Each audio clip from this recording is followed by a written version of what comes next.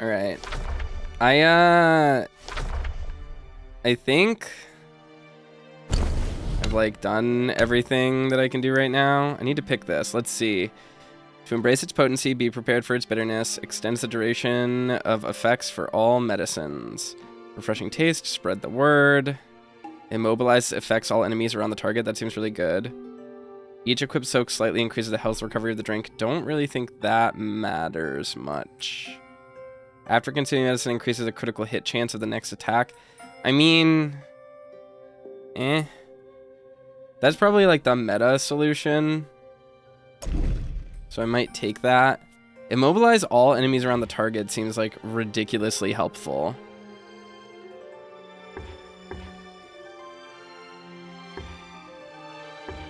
I'm not sure which one I should take. Because crits are like the way to build, apparently, if you want to like take bosses out quickly. But also, this means it's just like, if I'm playing really good, well, I don't know. Man, like this one makes getting through levels easier, but getting through levels is like never the concern. Let's just do refreshing taste. This feels like the wrong choice, but I don't care. It's fine. Doesn't matter. It's useless. Equipment.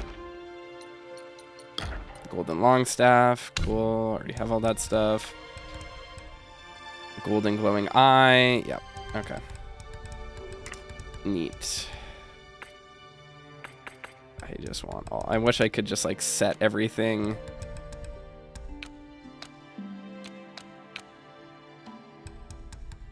There we go. Set everything to just appear. See, why is this saying that I have things that I haven't looked at yet? Here we go. Cool.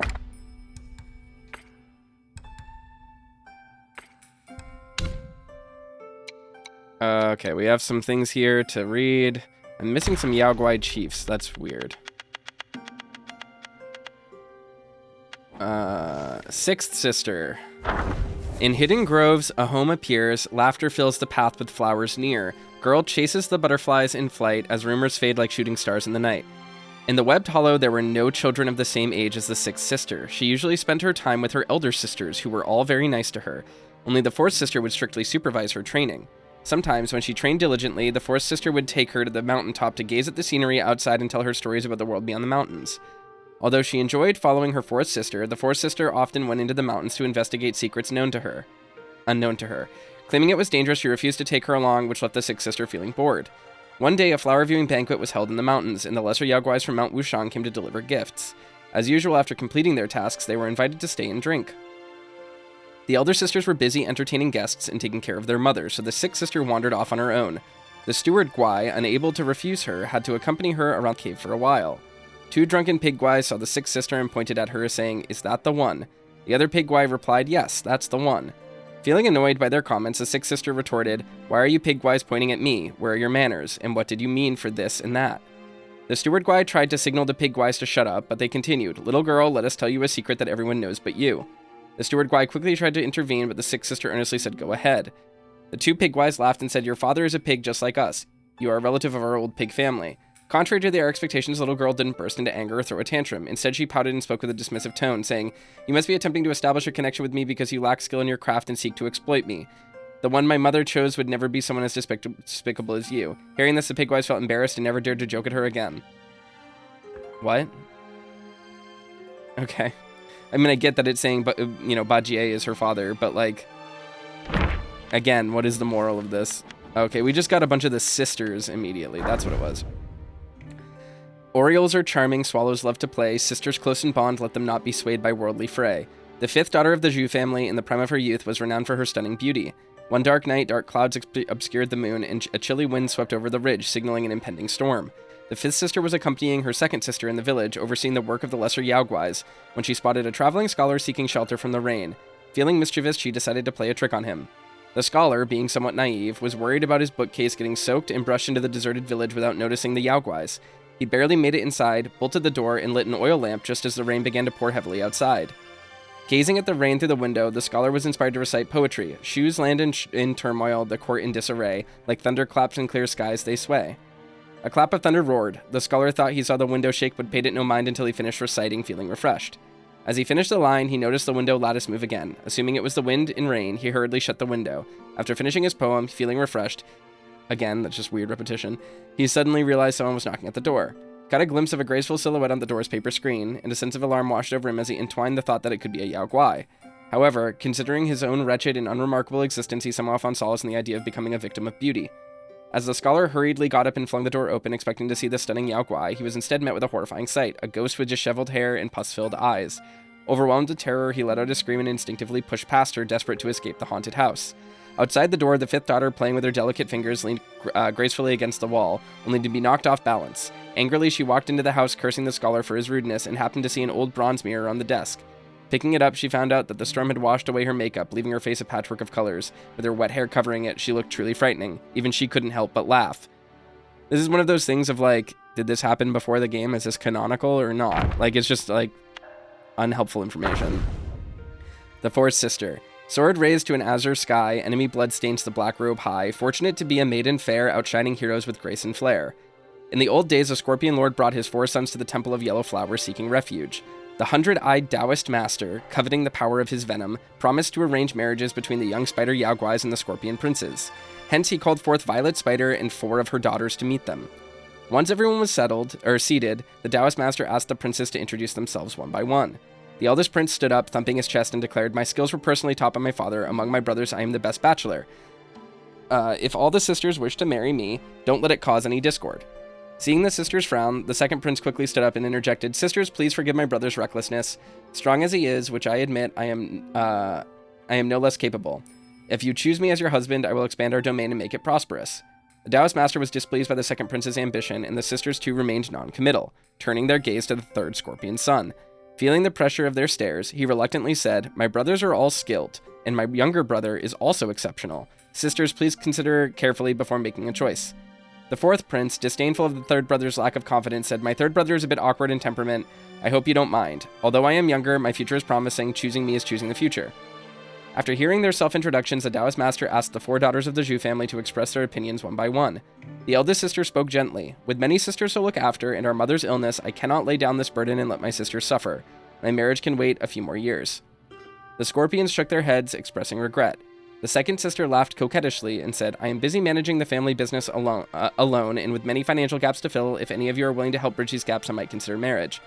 The Scorpion Lord's mountain had long since fallen into ruin, with no wealth to speak of, so the second sister's words effectively ended the conversation. The third sister, holding a fan, said, "I wish to marry someone with whom I can live in harmony. I love the poetry of Luo Yin. Have you read any of his works?" It's likely that the 4 princes didn't even know what poetry was, let alone who Luo Yin was. Consequently, everyone pinned their hopes on the 4th sister. Jesus Christ, how long is this? This is just like useless nonsense. Sitting at the end, the 4th sister hummed softly out of boredom before speaking. "My sisters, you were too polite, speaking so tactfully that they probably didn't even understand. This so-called meeting is just a scheme against us. We would end up with no gain while they take our dowries and positions in our cave. How dare they consider us the ones to be taken advantage of? They call themselves princes, yet none of them are noble. If they truly had any skills, why not earn their own fortunes instead of showing off and making fools of themselves here?" After the 4th sister's outburst, the conversation at the table shifted to criticizing her. Though apologies were exchanged, the topic of marriage was never brought up again. Okay. Alright. The 3rd sister. In seclusion for 100 springs, truth and falsehood the mountain brings. Rosy face turns into gray hair, love stories seldom end fair. The 3rd daughter of the Zhu family, graceful in demeanor and gentle in nature, loved reading and writing. Observing that her younger sisters were still naive, and her 2 elder sisters were extremely busy, she focused on needlework and became the best weaver in the family. The fabric shop run by the 2nd sister used weaving patterns designed by the 3rd sister. The weavers in the cave were also trained by her. Due to her gentle and kind-hearted nature, she often found it difficult to command the Yao Guais. Thus, the 5th sister became her best assistant. While the 3rd sister taught with the weaving patterns in hand, the 5th sister followed with a punishing ruler. If any weaver was particularly unruly, the straightforward 5th sister would report them to the 2nd sister, who would then seal the offender in a cocoon to be used as food. Because the eldest and 2nd sisters were often preoccupied with various affairs, the 5th sister had been following the 3rd sister since childhood. The 3rd sister was very quiet, so the 5th sister became her lively counterpart. The 2 sisters bickered and quarreled, but it made the days pass more easily. Among the books the 3rd sister often read were those strange mortal anecdote. What? Among the books the 3rd sister often read were those strange mortal anecdote. Should it just be anecdotes? And what a weird way to describe a full book as an anecdote. She always found them fascinating and longed to experience those romantic scenes depicted. However, she was too wise to fall for any romantic scholar, knowing that most Yaoguais in those stories meant tragic ends. The first sister. The path home is covered in green moss. Peach blossoms begin to bloom across. How tender and gentle her caring affection among sisters, a loving connection. The eldest sister of the Zhu family was gentle and serene, caring for her younger sisters like a mother. She meticulously managed every aspect of their daily lives. Even the straightforward second sister and the independent fourth sister behaved obediently and showed a touch of girlish charm in her presence. Each day, she oversaw the cave's catering, everyone's clothing, and was the go-to for disputes, illnesses, joys, and sorrows, keeping her busy from dawn till dusk. There was always a steady stream of courier lesser Yaoguais coming to her with messages. My lady, the second and fourth ladies are arguing. My lady, the fifth lady scolded a weaver, and now they need an extra hand. Can someone be sent? My lady, the sixth lady injured herself while practicing and asks for you to come and have a look. One day, the lady of the house, her mother, called her to her side. As soon as she stepped into the hut, the tranquil scene of her mother admiring the flowers under a tree caught her eyes. Her mother waved her over, saying the flowers in our abode are more beautiful than those in the upper realm. Meanwhile, outside the hut, the lesser Yaoguai in charge of catering was waiting for her to decide the menu, and the steward overseeing the cocoons was waiting to report matters. The eldest sister asked, Mother, is there something you wish to instruct me on? Her mother gently took her hand and said, I just want you to accompany me in admiring these flowers. She smiled warmly, adding, I worry they will wear you out.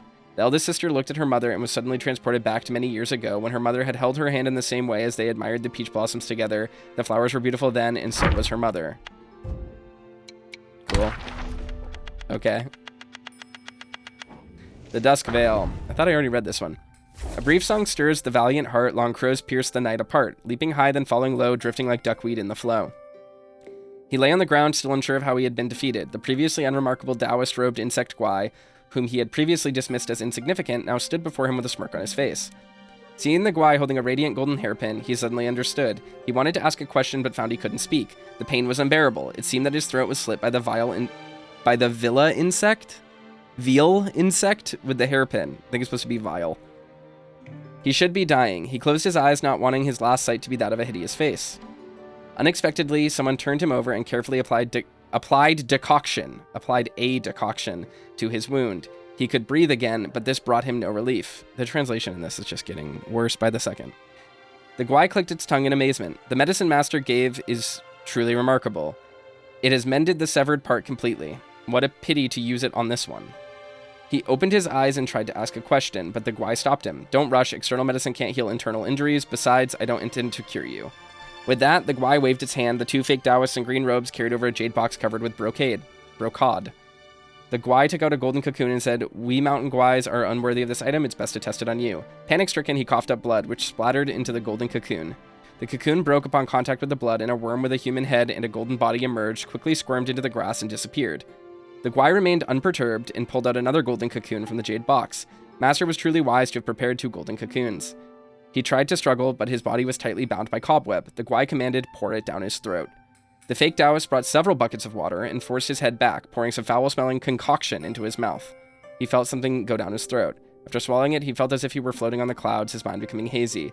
Apart from a lingering concern for his mother, he could hardly remember anything. He silently recited one last prayer, hoping that a glimmer of survival would be bestowed upon his mother. 100-eyed Taoist master. Tending the furnace, stoking the flame, making pills to immortality aspire. Countless eyes and countless schemes, one misstep and shatter all dreams. Will this work? Violet Spider lowered her head, not daring to look directly at 100-eyed Taoist master. Not at 100-eyed Taoist master. The master handed a needle to the old woman and said softly, With what the monkey left behind in this vessel mine, you have nothing to worry about. If both fail, come to me and I will back you up. He paused as if a new thought had struck him. And if I act first, you will never see that pig again. Hearing this, the old woman quickly took the needle, thanked him, and left. Once the door closed, an immortal with a red scalp and a crane face came in, holding a fly whisk. He emerged from behind the screen, looking at the master imposingly. The master bowed respectfully and reported, With that pig in our hands, the destined one alone will not cause any trouble. The crane immortal remained non-committal inside. Your little schemes are all under his majesty's watchful eyes. He hasn't intervened out of respect for her majesty.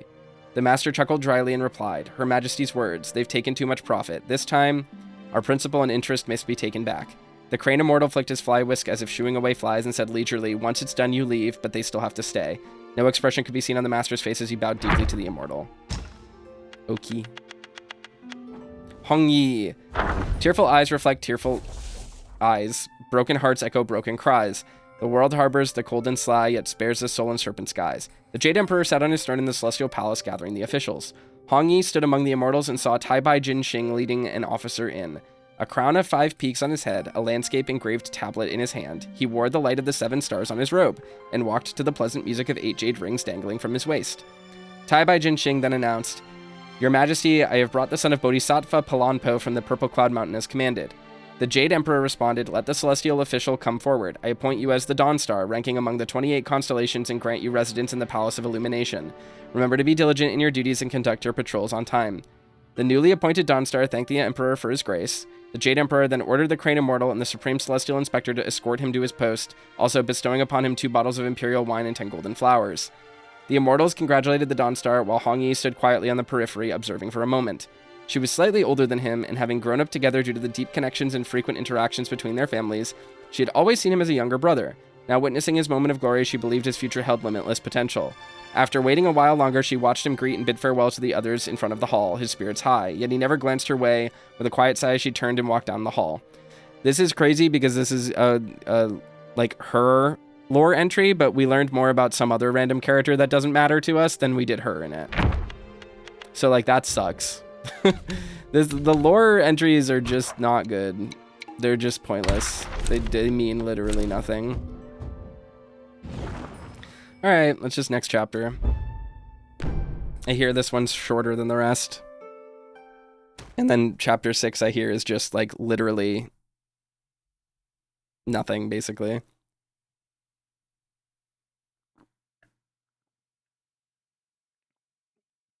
God, I cannot wait to be finished with this game.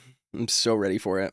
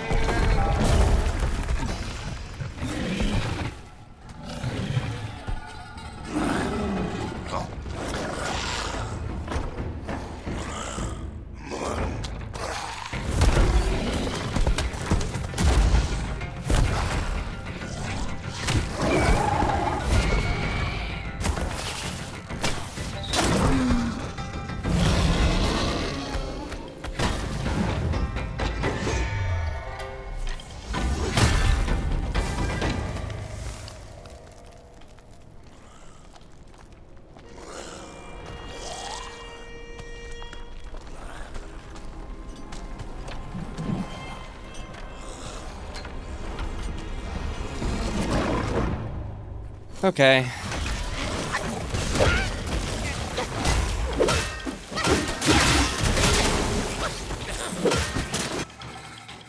Revenant Stalwart. Endless toil, no rest in view, joy of nature never ours to pursue. Serving others in vain we strive, lamenting years, centuries alive. The stalwarts summoned from the underworld by the Keeper were the lowest-ranking soldiers back there, with their daily duties to maintain the flow of the underworld. Being sent to the mortal realm was akin to the days of a rest, a break from the relentless toil. One day, as they patrolled Flaming Mountains, 4 stalwarts shared their stories. One pointed to Furnace Valley and remarked, "The lava here makes me think of my task back underground. Those who committed arson in life are sentenced to embrace searing hot copper pillars naked in our copper depth. We had to fuel the fire and scrape off burnt flesh once and again. If we had a firefall like it here, it would surely make things easier." Another added, "True, and those who broke families in life go to our iron depth. We plant an edge of the blade tree into their back and hang them on the tree. Our endless days are spent sharpening the blades and trimming the trees. Sometimes the blade cuts through their flesh and they fall with wounds wide open. That's when we stitch them up, carry them from the ground, and hang them on the blade again. An iron ball, like the one ahead, would make the job much simpler." The third one chimed in, "You have it easy. Those who torture animals go to our bull depth. There they are trampled and gored by lava bulls. We must tend the bulls, fit them with iron hooves, and sharpen their horns. The crushed corpses must be dug out occasionally lest they clog the path of the bulls. A flaming cart would be a much better solution." The last stalwart, gazing at the landscape of Flaming Mountains, exclaimed, "This place is better than any of our depths. Don't you see? This is the best depth with state-of-the-art torturing tools. I'm now living in my dream." Hearing this, all his companions spat in disdain and left. Is any of that going to be relevant or helpful? Probably not.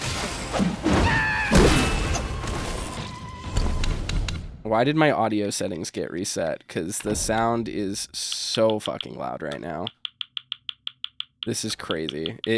I can see it peaking.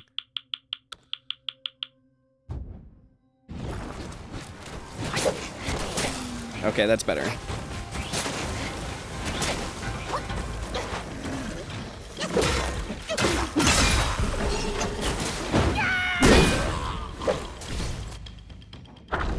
Revenant Archer. He who brings tales of fault and blame is often caught in the very same game. Trust not the ones who seem most fair, and in their goodness be aware.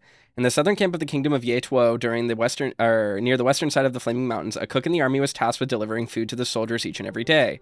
During his routine, he often noticed a shadowy figure trailing him. When his courage led him to confront it, he discovered it was a pottery figurine armed with an arrowless bow, a truly peculiar sight. It is known that only the guilty are haunted. The cook, assured of his clear conscience, demanded, "Why do you always follow me?" The figurine, faceless yet speaking from within, replied, "In a past life, we were from the same town and served together in the army. I was wounded by an enemy arrow, and you abandoned me. I was left to succumb to infection and die. My resentment prevented me from reincarnation, and Yama, the king of the underworld, made me a revenant. I have come now for your life." Puzzled, the cook asked, "Then why not kill me?" The figurine raised its bow, replying, "This bow shoots only arrows of punishment. You've been unreasonably upright in this life, so I find no arrow to strike you. My only choice now is to linger aimlessly."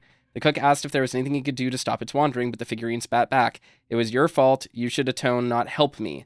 Your debt will clear once you've recited Buddha's name for me 10,000 times and kneeled to each. Then I might find peace." Enraged by such entitlement, the cook argued, Your fall in enemy hands wasn't my arrow. Your failure to evade wasn't my push. Leaving you was a choice, not a crime. Why blame me?" With that, he smashed the pottery figurine with its meal lid. The figurine shattered and turned to dust in the wind. Alas, even ghosts dread violence. Reflecting on one's actions is essential, and kindness is a virtue. But beware of being exploited for your good heart, lest the accused become the accuser. What? Okay. I mean, I get it. It's saying, you know, stones and glass houses, don't play the victim. But, like...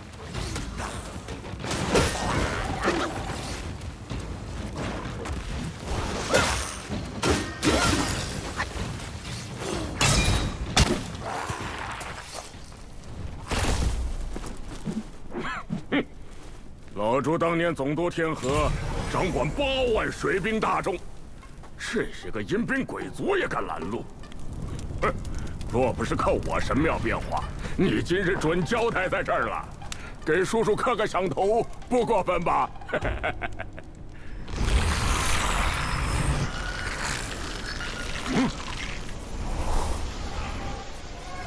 ？Okay. 吃过一回亏，再无第二回。这等撒煞倒虚之徒，不足为惧。我先过去探个实信，你小子速速跟上。Colonel says, "It's so difficult to know what to think about these stories." I mean, again, I think they're just like references to Journey to the West, but they just like don't matter in the context of the game. Super pointless. Fucking invisible walls everywhere. Jesus Christ. People warned me that this level was really bad, like design-wise. So I need to figure out what is up with the sound. I'm losing my mind.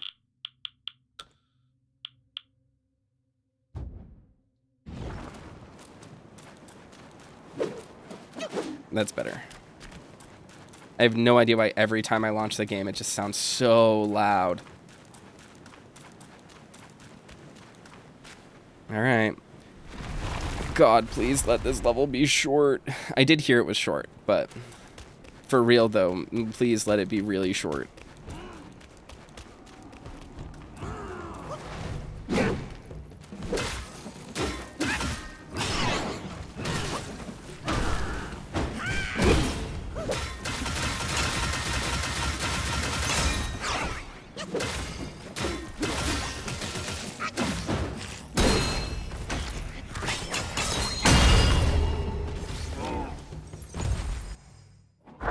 Lovable Revenant. High and mighty in the finest attire, yet a twist of fate from life to mire. The underworld trials are no mere lore. They know it all when they see your core. In the kingdom of pure joy, there Oh.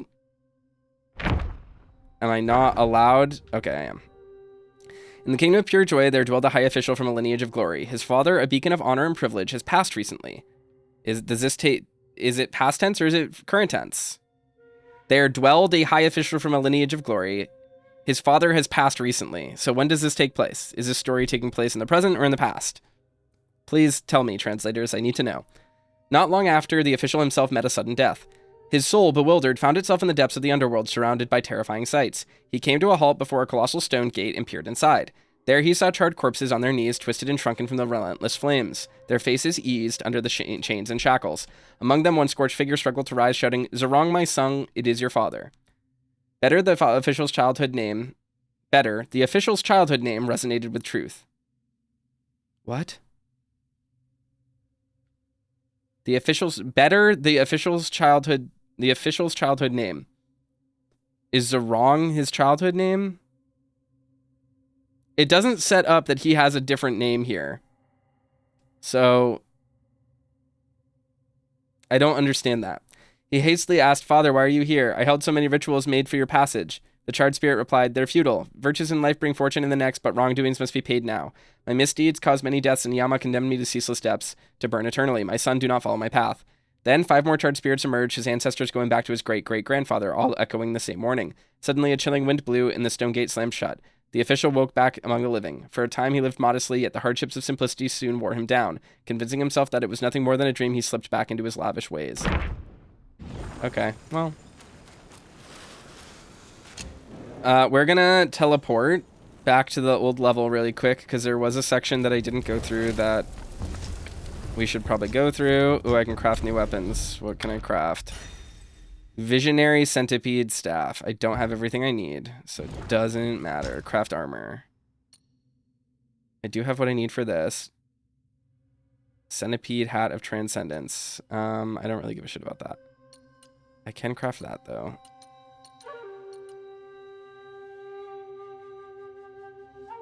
There's a lot here to digest. 7286.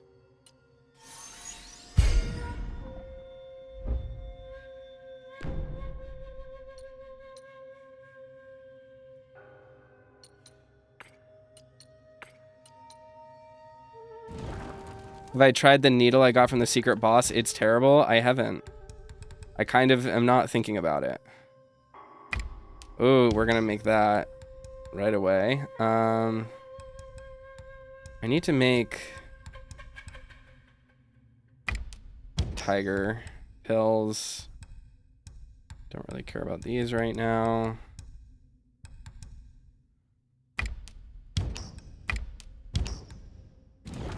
It's fine. Travel, webbed ridge, temple of yellow flowers, court of illumination.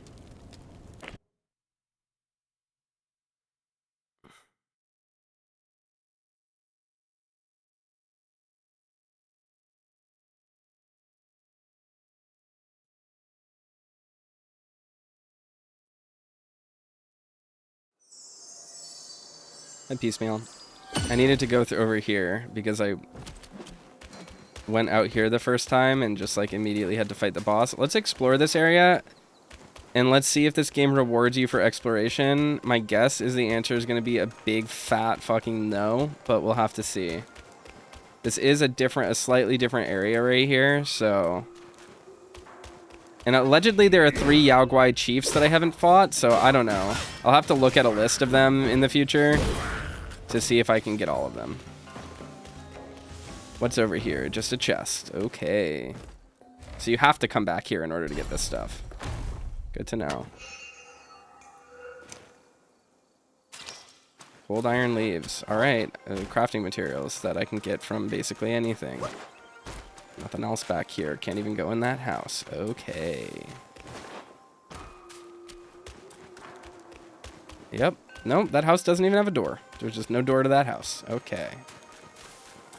Video games.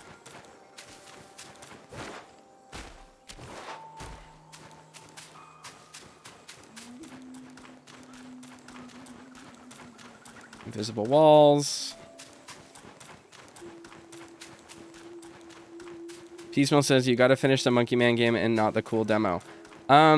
I mean, we are pretty fucking invisible walls. Are you kidding me? Look at this. It's a big tree with a light on it in a little spot that is clearly a pathway we can go to.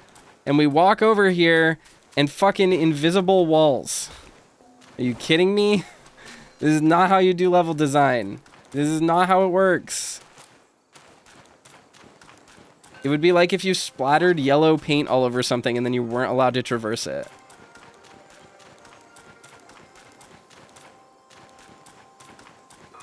Okay, well, there's nothing here. Okay, good to know.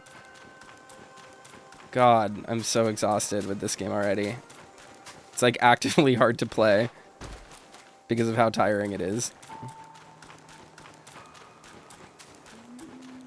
But as I was saying, with regards to the metaphor demo, I mean, we're pretty much done with it.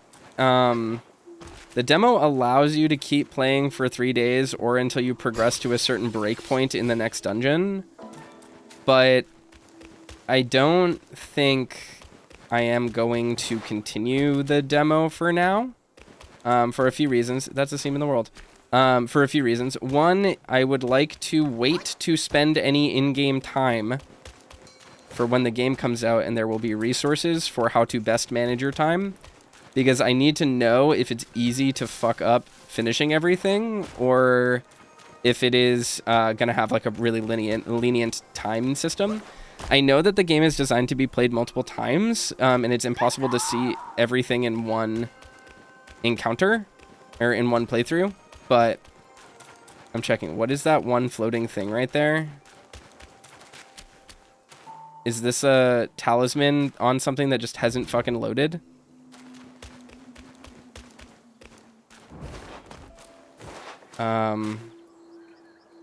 Okay.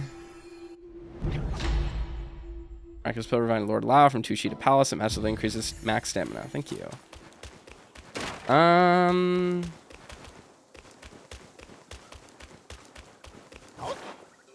I legitimately can't tell if the game is broken and it just didn't load something it was supposed to load, or if this is like an ominous thing that implies that I like missed something important.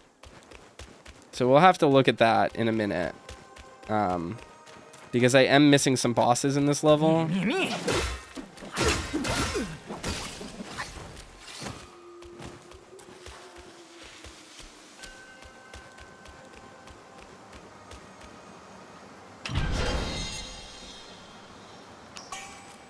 Serpentary Heartfire Pill. Okay. Not of Voidness. Also, okay.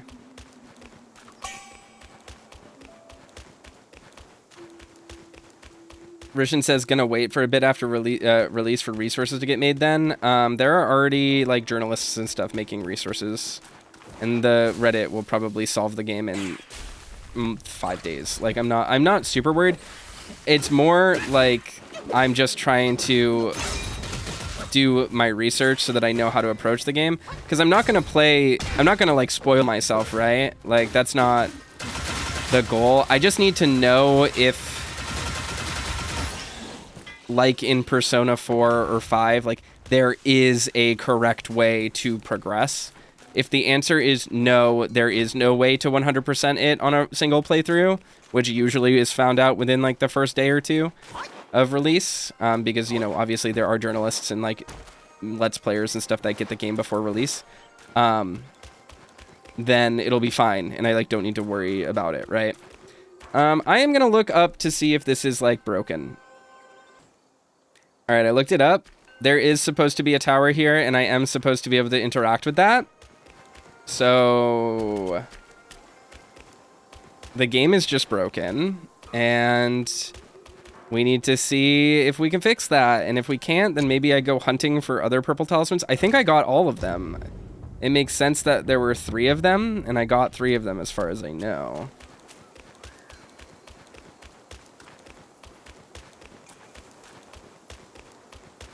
Oh, not there. Okay.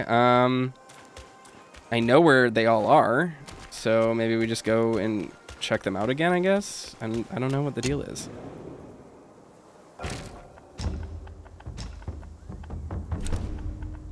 Fuck, this level is so long.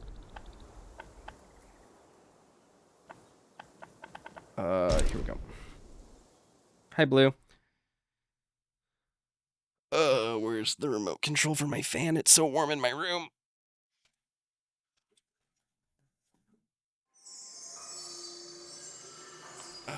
I'll just have to get up later and figure it out.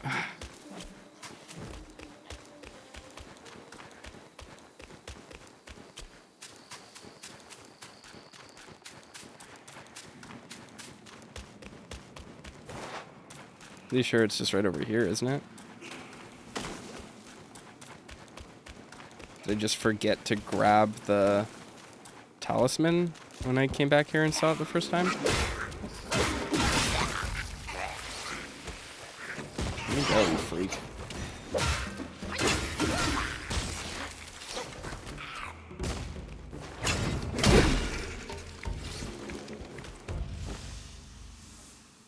Already been down there.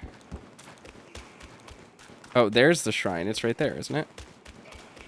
I'm pretty sure I got this one. But maybe I just walked past it and that's why it's not marked. Oh, maybe it's not?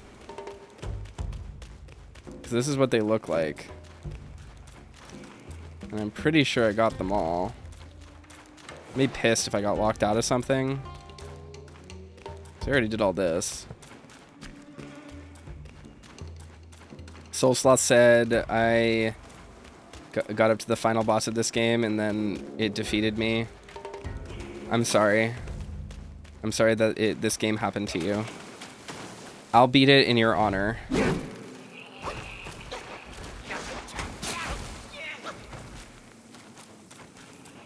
Where the fuck? Where are they? I'm so confused. I'm 100% certain that I picked up all of them. Yeah, it was right here, right? And then you go pa-ching and you take it. Huh? I'm gonna have to look it up again and make sure that I got all of them because I'm 100% certain that I did.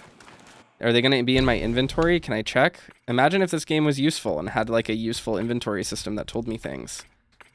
And wasn't just like useless item descriptions that didn't explain anything to me.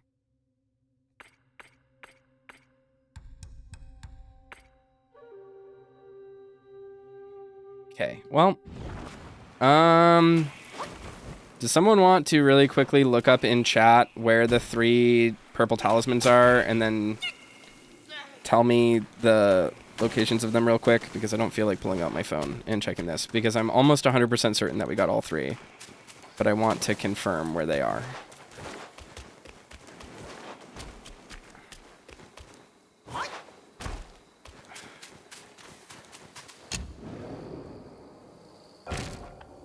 Travel, webbed ridge. Where do we go? Okay, webbed ridge, middle hollow.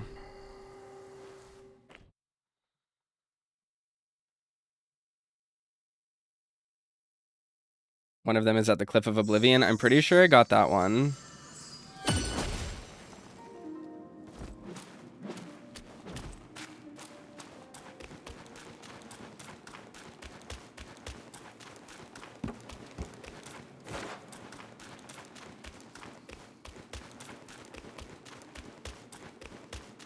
Checking this area out because I'm pretty sure I got all these. Obviously, this is the first one you encounter. Pretty sure. Yeah, there's that one right there, which I clearly got the talisman off of. Okay.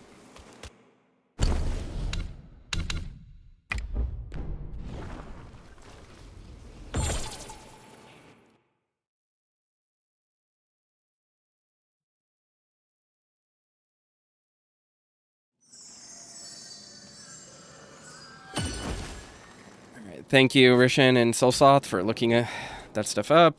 We just want to make sure. Again, I'm 95% sure I got these already. So I'm going to be real pissed if the game bugged out and isn't going to let me complete this. I'm going to be actually angry. And I'm going to be really mad at all the people astroturfing for this game because this is cringe as hell.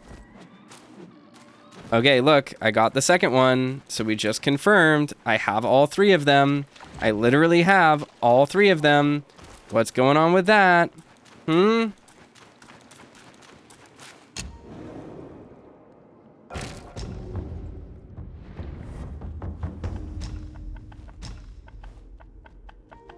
gonna be so pissed. This is gonna piss me off.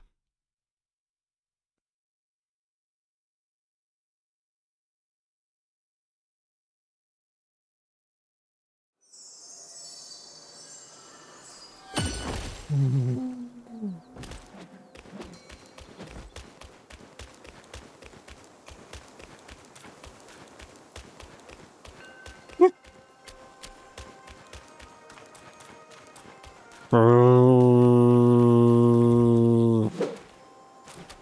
have got to be fucking kidding me.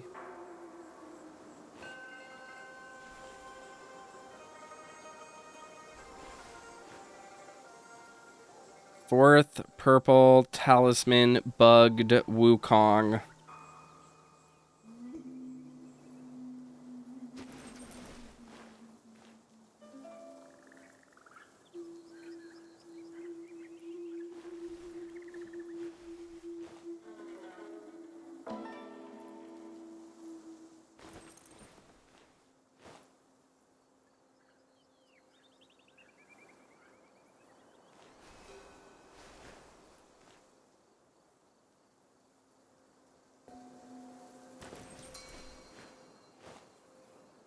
Apparently, it's a bug that happens if you trigger the boss fight of the area first. Which doesn't really make sense because it's completely separate from that, but... Okay. Well, that fucking sucks. I hate this game. This is sloppy. This is dumb, and I'm very mad about it.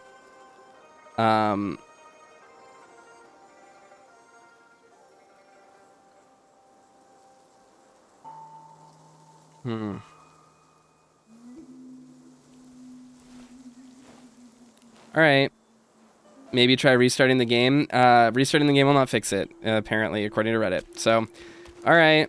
Well, sorry, everyone. My completionist playthrough of Wukong is fucked. My opinion on this game is invalid because I didn't fight whatever boss was supposed to be granted to me here because the game is poorly programmed.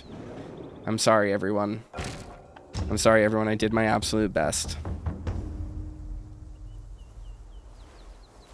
I got the pill, though, and that's the only reward other than fighting the boss. So, like... whatever. I guess it's because the sisters leave, maybe?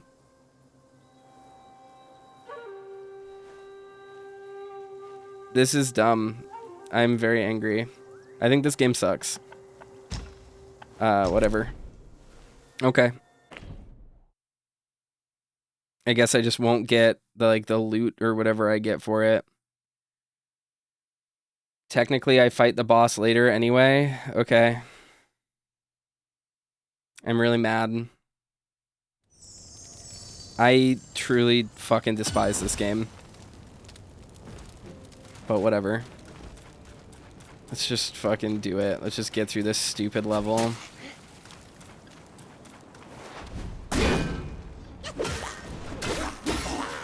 I literally never want to hear someone complain about Souls game quest design ever again. I figured out how to talk to Saint Trina blind. You know what I mean? You know what I mean? Like, don't fucking come at me about this game. This game sucks balls.